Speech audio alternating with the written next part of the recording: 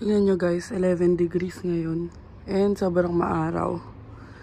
And si Aster boy ko.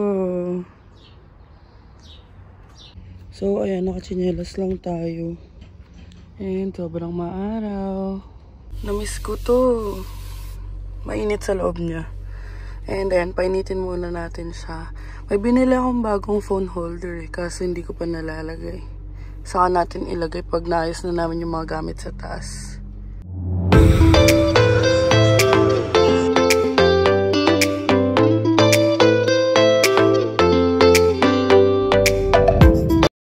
So, ayun guys, good morning. Actually, good afternoon na.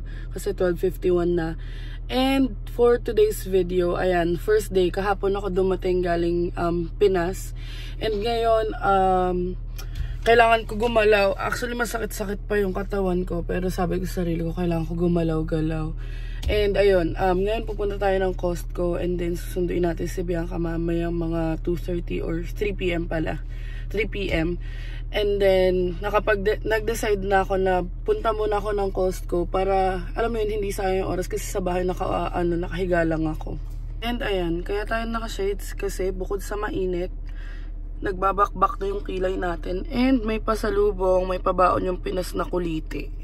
So, hindi ko talaga alam. Kaya pala sabi ko masakit yung ulo ko. Sabi ko pa kay Denise tsaka kay Bianca, baka dahil sa kilay, sabi ko nga, baka ako na yung susunod na nasa KMJ kasi yung mga kumapal yung kilay, ganyan. Pero hindi, same lang naman yung effect yung nangyayari sa kilay ko dun sa kilay ng sister ko kasi nga dalawa kami nagpa-microblading. So, ayun. Let's go. Pinapainit ko lang si Aster. So, ayan. Let's go. Dadrive na tayo uli. Actually, medyo kinakabahan pa nga ako. Pero, kaya yan. Let's go.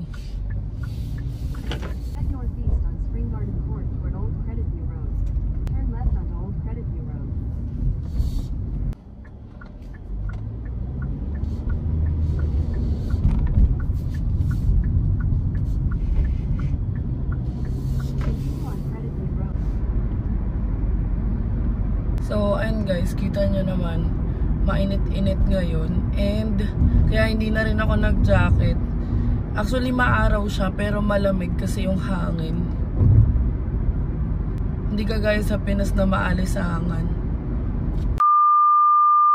Ayun, andito na tayo sa Costco. And, nakita ko yung gas ni Aster, parang pa 1 bar na lang. So, since andito na rin tayo and I'm back.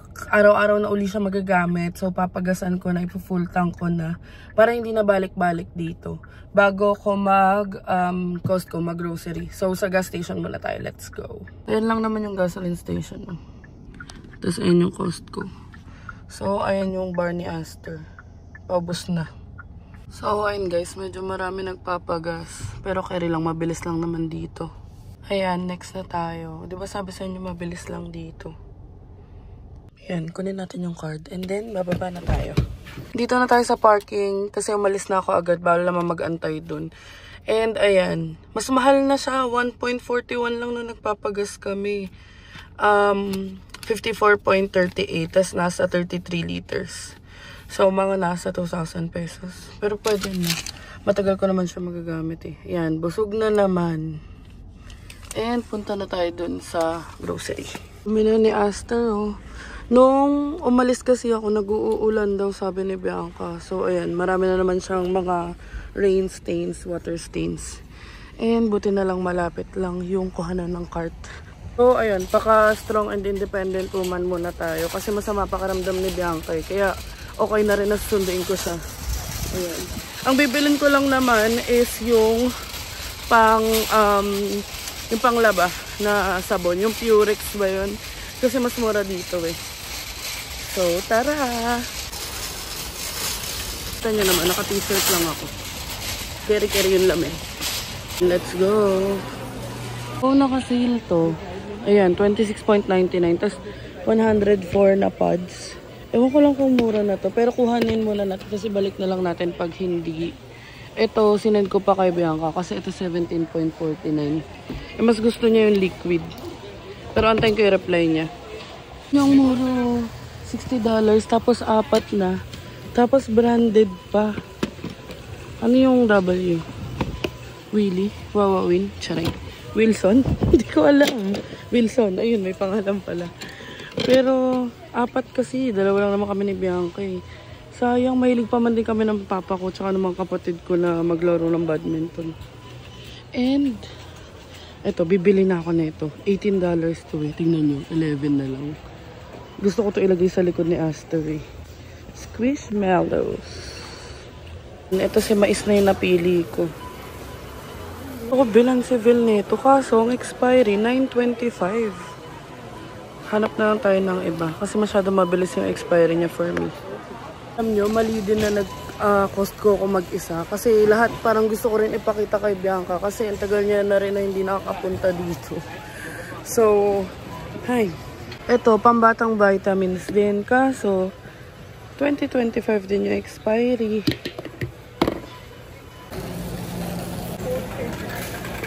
Free taste. Pwede mawawala ang ating free taste. Ulit yung free taste, back ribs. Pero ang pinopromote lang nila, yung sauce.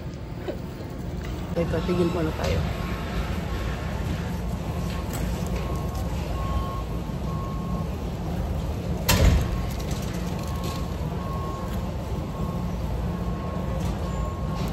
Sarap.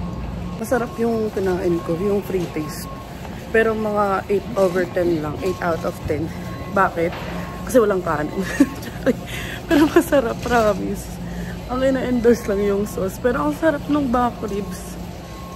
Kaso ang mahal, tinak ko dito nasa $20. Kaya ayoko na dadaan sa ganti. Naisip ko lang si Jill eh. Ayun o, may mga kites. Ayun, mahilig yun sa mga basaan. Yung mga larong batuhan. Heist. Oh, tignan niyo yung price ng Squishmallows. $18, diba? 19. Oh, nakuha ko lang tong si mais ng 11. May mas malalaki pa nga. Oh. So, ayan, babayad na tayo. And, si mais lang ang dala ko. So, ayan, ilagay na natin si mais sa kanyang bagong seat. Ayan, andito na tayo sa car. And, kaya si mais lang ang nabili natin. Kasi ka-video call ko si Bianca. And yan nga yung sabi ko sa inyo. For sure, gusto niya rin pumunta doon. And ako rin, ang dami kong gustong ipakita sa kanya. So sabi ko, balik na lang kami. So ngayon, siguro magantay lang mga 10 minutes. Tapos susunduin ko na siya. Also, ayan, may bagong member of the family na tayo. Si Mais. Kaya, hindi ko na-explain to before eh. Tapos itong card, diba, Aster nga, si Aster. Well, sabi ko kay Bianca, nabasa or napanood ko before, na parang pag binibigyan mo ng pangalan yung isang bagay, mas magtatagal kayo. Ewan ko parang don't quote me on that, pero para sa akin, ako naniniwala ko eh, kanya-kanyang paniniwala naman tayo dyan. So, parang mas magtatagal kayo, mas aalagaan mo siya ganon. And wala lang, feeling ko ang cute lang. So, ayun. Hi, Mais! A few moments later. So, ayun, andito na si Bianca. And hindi ako nakapag-video. Kasi ka-chikahan ko yung friend ko na si Joyce na sa video call. And ngayon, papunta na kami ng Costco. Balik na kami ng Costco. Ayun, on the way na kami sa Costco. And tignan nyo, ang ganda ng weather. Gantong weather lang yung gusto ko. Ayoko ng maulan, ayoko ng mas-snow. Maski sa Pinas, mas gusto ko yung nasusunog ako sa init. Kasi nakakagala. So, ayun guys. Dito na tayo ulit sa Costco. Miss niya ang Costco. Kasi, actually na-miss niya lumabas. Kasi bahay work lang siya nun eh. So, kuha tayo ng cart. So, mamimili na rin kami ng mga pwedeng bilhin, yung mga kailangan para isang takbuhan na lang dito. Love. Bili na tayo nito kasi pag binibili namin 20 to. Ngayon nasa 16 lang siya. Tapos ito. Kasi papabox namin. Tag-dalawa yung family namin. 2,000 Q-tips. $9 lang. So, bibili rin tayo ng pinakamahalaga para sa ating monthly visitor. Isa lang muna. Ang aming favorite. Siyempre, hindi mawawala. Free taste. Tinador ng free taste. Ayaw nyo paawat ano. Hindi masarap. Ito pa. Kuha mo ko. Pagkarinig ko mixed nut butter. Isa na lang. Yan. Lalo na mainit na ngayon, magsha-shake tayo. At pancake. Ano ba? Ito, kuha tayo na ito. Mozzarella sticks. Mince cheese to. Walang talo dito. Harap. O yun na. Madupang tayo. Second. Hoy, akin yung dalawa. Kumuha ka dun. Charing. Kuha ka na. Kaaway na naman tayo. Dito na naman tayo. Nako. Sarap guys pag libre. Pag bibili kami isang box, masusuya lang ako eh. Kaya, free taste lang. Papaawat oh. Oh, hindi ka papaawat ah. Siyempre di mawawala ang ating chocolate milk. May pa naman yung expiry niya.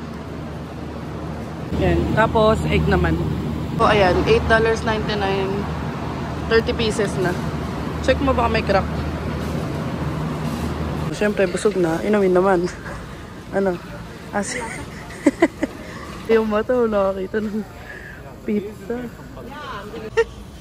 Nakipagpilahan pa yan. Pizza. Ayan na. Bisa mo mainit. So, pizza. Ayan na. Bisa mo mainit, be. Sakit pang oras. Ayoko. Pizza. 11.99 daw. Busog na kami. Papalitan namin to na to. Kasi ito 132 na. So sabi ni Bianca mabango daw to. Ay, sa ilalim mo na lang. So, ayan. Kumuha rin kami ng fabric softener. Pero, ang goal kasi nito, ang role nito is para hindi static yung damit. Diba? Hindi talaga siya papaahos. Ako yung pinapain nito eh. So, ayan. Bibili rin kami nito. Kasi, ano, pwede tong i-food processor tas gawing Shanghai. Kasi meron kami ng manual. Yung dihilang ganun. Oh, at least walang masyadong taba. Hindi pwede mawala ang ating croissant. Kailan ang date? April 24, 22 ngayon. Check tayo ng mas matagal. Kung meron. 23, 24. Wala, ito na yata. Tanong ko muna si Bianca. Hindi muna natin binili yung croissant kasi nga 2 days na lang. May expire na. Bigyan natin sa alaga natin. Ah. Yeah. Babalik na namin to kasi April 25 lang siya. Sa Bitas na lang daw kami bibili. Bilig sa fruits. Ayan, may bubulukin na naman siya. So, bili tayo. Kasi inarbor ng magaling kong kapatid ang aking cup. Sarap talaga na ito, oo. Kasi yung free taste, oo. Around to. So, bibili na kami. Huwag puro buraot. So, be approved din. Ouch! Sarap na lab. Oo, ayun, buto na lang kanya sa amin na bumper. Aking katandem. Kasi kanina, dalawang beses na kumuha. So, siya naman ngayon. Hindi na talaga kakain sa labas. Pag uwi tulog na. Busog na kami. Oh, ayan. Ito, pinasabay to natin na may yung katrabaho ni B. Pinasama namin kaso busy. Ayan guys, babayad na tayo. Oh, ayan yung mga isa sa na-miss niya, hotdog ng Costco na $1. At saka fries. Tapos kuha muna tayo ng drinks. Oh, ayan. Maglo-load na kami kay Aster Boy. And good thing talaga na binaba ko to. Kasi mas dumami yung space. Mas lumaki. So, ayan na. Nakaload na yung mga stuff. So, ayun guys, nandito na kami sa car and kumakain si Bianca. Natapon niya yung ketchup. So, nalinis na namin kaya hindi ako nakapag-update agad. And ngayon, pauwi na kami. Ayusin lang namin yung mga pinamili. And yung mga gamit kasi sa taas, medyo makalat pa yung mga dala-dala ko. So, uwi na tayo. So, ito guys, ikakabit na namin to. Sa bahay na pala kami. Ikakabit namin to para makabit na rin namin yung blind spot mirror. Ayan, ayan na yung hinire natin mag-install. So, ayan na po ang nag-i-install ng ating blind spot mirror. Diba? Sabi mo dyan. Sure ka na, maghanap ka muna kasi. Pwede na yan. Hindi namin alam. Basta pwede na yan. Wala guys, mabubbles talaga. Pero okay na yan. Ang mahalaga lang naman, hindi ako mahirapan pag naulan. Ayun guys, nandito na kami sa room and magna 9 PM na, kakauwi lang namin. Hindi na ako nakapag-update kasi yung classmate ko na Indian, si Shivani, yung friend namin, is biglang bumusita, ambush visit. Bumisita. So, lumabas kami, tumambay siya dito, tapos lumabas kami nagpapais. Hindi na ako nakapag-vlog kasi ngayon sinasabi ko, may mga time na hindi sila comfortable and ang gusto nila kasi yung talagang prepared, ganyan. So, hinatid lang namin siya and then, ayun, nakauwi na kami. And ilalagay ko na lang dito yung pictures namin kanina. Ilang naman na mga ganap namin for today's video. And alam namin na miss nyo kami. So, eto, nag-update kami.